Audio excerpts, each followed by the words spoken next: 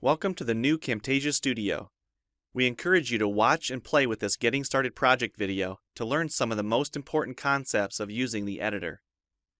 If you want more in-depth tutorials that will walk you through the entire process of recording, editing, and sharing your videos, then please watch the Getting Started tutorials using this link under the Help menu. The editor is divided up into three main areas: the clip bin, the timeline, and the canvas. The canvas is where you see your video during playback and can move, resize, and reposition all media however you want. The timeline is where you assemble and edit your video. At the top of the timeline, tick marks represent time in terms of minutes and seconds. When building a video, you'll work in a horizontal manner, beginning from the left and moving sequentially through time toward the right. The tracks are layered on top of each other, so media you add on higher tracks is viewed on top of media on lower tracks in the canvas. For example, this callout is placed on top of the video track on the timeline, and therefore is on top of the screen video on the canvas. If I drag the video track on top of the callout on the timeline, the callout is now hidden behind the video on the canvas. Use the zoom slider to magnify the view of the timeline. This is very helpful when making precise cuts and selections, like removing ums in your audio. New media can be dragged and dropped on an existing track, or a new track is automatically created when media is dropped at this location at the top of the timeline. To change the position of a clip on the timeline, just drag it. To change the duration of a clip, drag the edges in either direction. An important part of the timeline is the playhead. To view your video, click play. Notice how the video and the timeline's playhead stay in sync. Click anywhere along the timeline and the playhead moves to that point. To remove a portion of your video, make a selection with the green in point and red out point. Then click the cut button. If you don't want media cut on a specific track, just click the lock icon. If you make a mistake while editing, press Ctrl-Z on the keyboard to undo, or choose Edit Undo. Double-click the playhead to deselect. Next, we'll look at the clip bin and the library.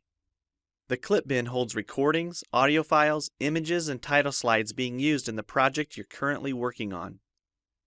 The library stores video clips, intros, callouts, title slides, and other media assets you want to use from project to project.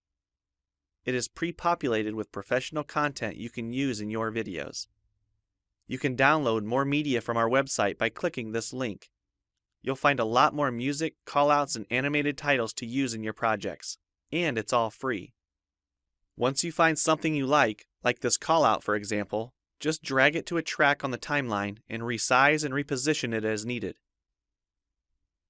Double-click the callout on the canvas to open the Callouts tab and edit the text, or change any of the text properties like color or size.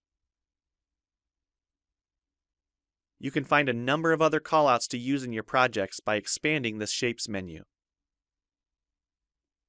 You've probably noticed the video zooming in and out at times, for example here when it's zooming into the timeline. To learn more about adding and customizing zoom and pan animations to your video, check out the other Getting Started tutorials on our website. We've talked about some of the tabs already, but be sure to explore the others for adding and editing special effects.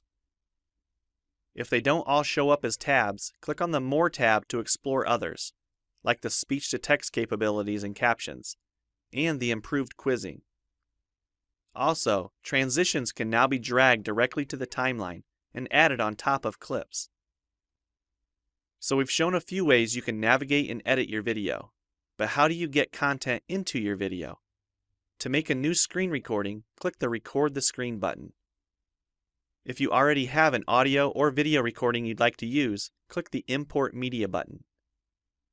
When you're done with your video project, you'll need to click the Produce and Share button to create a shareable video. Expand this menu to see a variety of presets.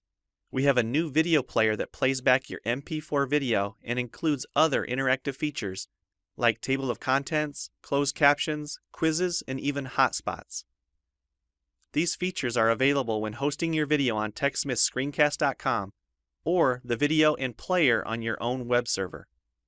This player provides playback on multiple devices with just one video, whether it's a phone, tablet, laptop, or desktop computer. Well, it's time for you to try Camtasia Studio for yourself using the content on the timeline, or better yet, create your own.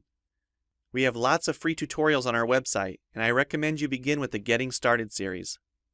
Also, the help file inside Camtasia Studio tells you how to use each of the Camtasia Studio features and applications. One last thing, if you ever want to open this Getting Started project again to view or practice with, use this link here. Thanks for watching, and we hope you enjoy Camtasia Studio. Hello, my name is Jorge, and I'm going to speak about the self-esteem. That is a new social issue that affects teenagers around the world. According to Mayo Clinic, the self-esteem is opinion about yourself, or in other words, what do you think about your person, actions, etc. The self-esteem can be divided into the high and low esteem. That means if you have a great or low opinion about yourself, and depending on it, is how you're going to be in your relationship.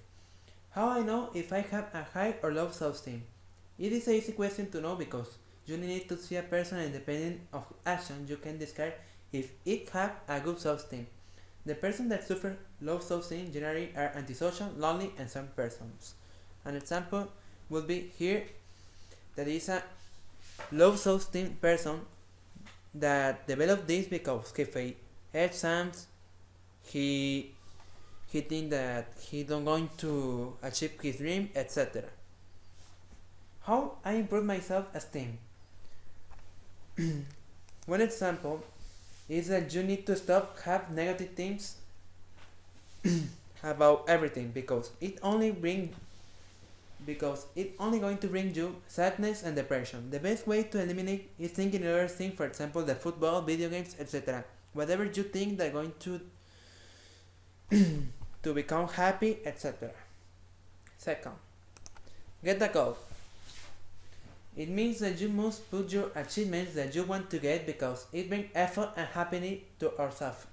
That with the time can eliminate our distrust about what we can do and what not, and replace it by confidence. 3. Get friends. The relationship with friends also bring more confidence because they are the person that never going to lie about you, and they are after the family who support you every day. And another thing that affects our self-esteem is of self-knowledge, that is the capacity of ourselves to think what we can do, or our feelings, actions, etc. All self-knowledge is very related with the self-esteem because if we know a high self-knowledge about ourselves, we can have a high self-esteem because it can produce a good effort to us. Thank you.